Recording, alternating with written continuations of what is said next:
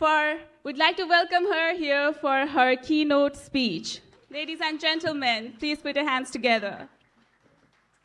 Ms. Ojasvi Acharya, the stage is all yours.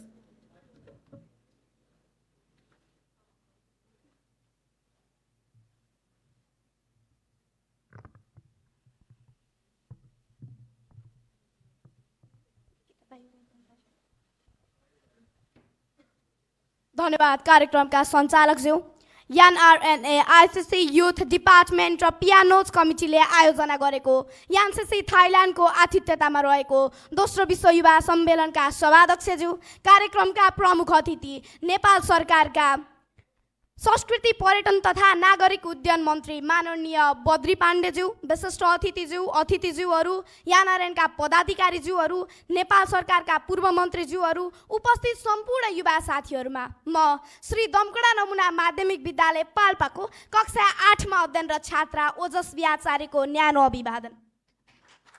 संसारकै सबैभन्दा पुराना 22 वटा मुलुकहरू मध्येको 11औं स्थानमा रहेको थाइल्यान्डको भूमिबाट म विश्वमा आप्रवासीको रूपमा रहनुभएका नेपाली संस्कार, संस्कृति र रीतिरिवाजका पुजारी, नेपाली आमाबुवा, दाजुभाइ र दिदीबहिनीहरूप्रति हार्दिक नमस्कार सहित स्मरण गर्न चाहन्छु। विश्वयुद्धका जापानी सेनाहरूसँग बहादुरीका साथ लड्न आइपुगेका गोर्खाली सेनाहरूको भूमिमा पिलोकको कथा पढेपछि कति बेला पुगु भन्ने उत्कट इच्छा पूरा गर्न सहयोग गर्नुहुने एनआरएनए आईसीसी उपाध्यक्ष आदरणीय रामशरण सिमखडा सर लगायत आयोजक टिमप्रति म हार्दिक आभार प्रकट गर्न चाहन्छु। समस्त गोर्खाली जसले आफ्नो भूमिको रीतिथिति, संस्कार र संस्कृति जोगाउन बिरानो मुलुकमा दशैंमा कोठा कोठामा टिका लगाए, तीज, तिहार, देउसी र भैरोलाई आजसम्म पनि आफ्नै विरासतपूर्ण संस्कृति ठाने, धोती, चोलो र गुन्यो त्याग्न चाहेनन्, बरु सुख, सुविधा, अवसर र अधिकार त्याग्न तयार भए तर आफ्नो भूमिलाई बिर्सेनन्, त्यस्ता अग्रजहरूप्रति पनि म हार्दिक आभार प्रकट गर्न चाहन्छु। ब्रिटिस साम्राज्यले विश्व विजयको माहौल बनाइदिइरहँदा अरिङ्गालका गोलामा गुलेली हानेर पहाडका भित्ताहरूसँग ढुङ्गा लडाएर अझ भनौँ लाठी र मुङ्ग्रो लिएर बन्दुकसँग लड्न निस्केका ती बहादुर गोर्खालीहरूको पहिचान बोकेको मुलुकबाट पछिल्लो समयमा ब्रिटिस सेनालाई नमिठो हार चखाएर विजयको उल्लास मनाएको जितगढी युद्धको स्मरण गर्दै विश्वव्यापी रूपमा छरिनुभएका नेपाली मन, तन र भावनाहरूप्रति पनि म हार्दिक आभार प्रकट गर्दै सदैव भलाइ र सफलताको हार्दिक शुभकामना व्यक्त गर्न चाहन्छु। मैले नेपाल बाहिरको नेपाल भन्ने शब्द सुनेको छु जुन मलाई खुब मनपर्छ। आकाश खुल्ला छ, स्वतन्त्र पंक्षी बनेर आज मानिस दुनियाँको जुनसुकै कुनामा जान मिल्ने सामर्थ्य थपिँदैछ। नेपालबाट पनि बौद्धिक क्षेत्रमा जानुभएका थुप्रै अग्रजहरूले सेन्टर अफ एक्सिलेन्समा प्रतिनिधित्व र नेतृत्व गर्दै हुनुहुन्छ। विशिष्ट पहिचान कायम गर्न सफल हुनुभएको छ। त्यहाँबाट सिकेका ज्ञान, सिप, धारणा, योजना र प्रविधि नेपाली समाजको हितमा कसरी पुर्याउने भन्ने कोणबाट सोच्न जरुरी छ। आज विश्वकै सर्वोत्कृष्ट कलेज एआईटी को यस सभाहालबाट हामीले यसको निष्कर्ष निकाल्न सकौं भन्ने अपेक्षा समेत राखेकी छु। आधुनिक आप्रवासनको मुख्य मानकलाई हेर्नुपर्दा सन् 1816 तिरबाट नेपालीहरू विदेशिन थालेको पाइन्छ।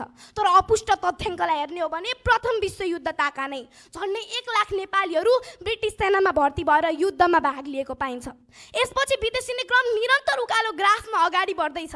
पिडी कुर्दै गरेकी आमाको झरेको दाँतभित्रको खित्त आँसु खोज्नको लागि, बाको उद्रिएको कमेजमा नयाँ टालो फेर्नको लागि र भर्खर बिहे गरेर भित्राएकी जीवन सङ्गिनीको न्यानो स्पर्शलाई एक्लै छाडेर आफ्नै क्यानभासमा सिसा कलमको चित्र बनेर 7 समुद्र पारी पुगेका ती नौजवानहरू मात्र होइन, घरमा बाआमाले पालेको लैनो भैँसी बेचेर साउसँग ऋण गरेर उच्च शिक्षाको महत्त्वाकांक्षा बोकेर 7 समुद्र पारी पुगेका ती नौजवानहरूले बगाएको पसिना र रेमिट्यान्सका कारण आज मेरो मुलुकको अर्थतन्त्र चल्दैछ। सपनाको सुटकेस बोकेर रहरले, कहरले र बाध्यताले नेपालका 4 भन्ज्याङ छाड्दै गर्दा देश कस्तो थियो? देश प्रेम के हो? देशको माटोको सुगन्ध कस्तो हुन्छ? प्रदेशमा बस्दा देश कति दुख्छ भन्ने सोको कल्पना सायद मलाई भन्दा धेरै अनुभव यहाँहरूलाई छ होला।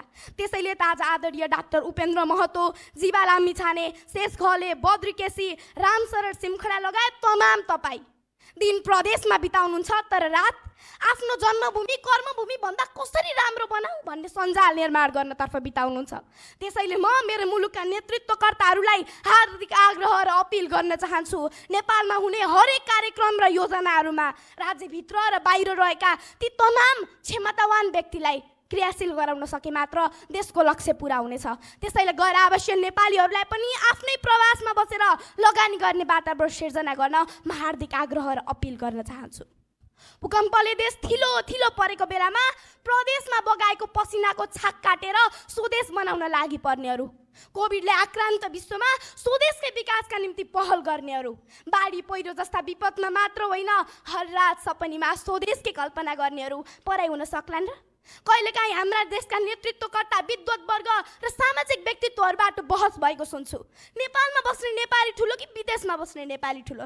म आग्रह गर्न चाहन्छु, कुतीको बाटो हिँडेर काशी पुगिँदैन, त्यसैले यो बहस गर्ने पाटो नै होइन। एकअर्कामा निषेधको कुरा होइन, परिपूरकको कुरा गरौँ, हाम्रो भविष्य समृद्ध हुनेछ। मूल सुकेपछि धारामा जति नै ठुलो बाल्टी राखे पनि बाल्टी पानीले भरिँदैन, त्यसैले संरक्षण मूलको गर्नुपर्छ। सुनफल्ने देशको कथा सुनेर आसाम छिरेका ती पूर्वजका सन्ततिहरू आज पनि नेपाली भाषा नै बोल्छन्, नेपाली संस्कृति नै अपनाउँछन्, नेपाली परम्परामै रमाउँछन्। उनीहरूको देशसँग कुनै गुनासो छैन। केही लिउला र पाउला भन्दा पनि आफ्नो पुर्खा जन्मेको जन्मथलो र कर्मथलो मेरो पनि पहिचान हो भनी विश्व सामु चिनाउन चाहन्छन्। के यति गर्न सक्दैन राज्यले? मेरो बालसुलभ मनस्थितिले मथिङ्गलमा घोचिरहेको छ।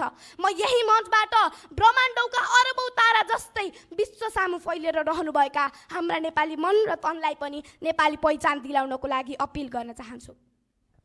बम र बारुदसँग जवानी साटेका ती अग्रजहरूले जे पाए वा गुमाए, आज तिनैले जन्माइदिएको विरासतमा बसेर म मुलुकलाई लगानी गर्छु भन्नेहरूको लागि वातावरण सिर्जना गर्ने जिम्मा हाम्रै हो। म मुलुकबाट टाढा रहे पनि मुलुकलाई स्मरण गर्न चाहन्छु, मेरो पुर्खाको संस्कार संस्कृति रीति र थितिसँग जोडिन चाहन्छु अनि नवागन्तुक पुस्तालाई पनि त्यही व्यवहारसँग जोडिने वातावरण सिर्जना गर्छु भन्ने अभियानका साथ समग्र पियानोस परिवारलाई नै देशको गौरव बनाउने अभिलाषा बोक्नु भएको कुमार कार्कीहरूको माग देशले सम्बोधन गर्न सके मात्र देशमा जनशक्तिको खडेरी लाग्दैन जस्तो लाग्छ।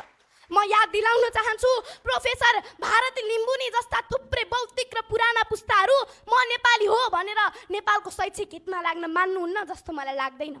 आज पनि खुसी कार्की जस्ता डान्स युनिभर्सको ताज पहिरन सफल नेपालीहरूलाई नेपालमा आउन जान र निर्भीकताका साथ म नेपाली हो भन्ने वातावरण सिर्जना गर्न सक्यो भने पक्कै पनि विश्व बगैँचामा फुलेका ती सुन्दर फुलहरू भविष्यको नेपाली सुगन्ध हो भन्ने कुरामा कसैको दुमत छैन।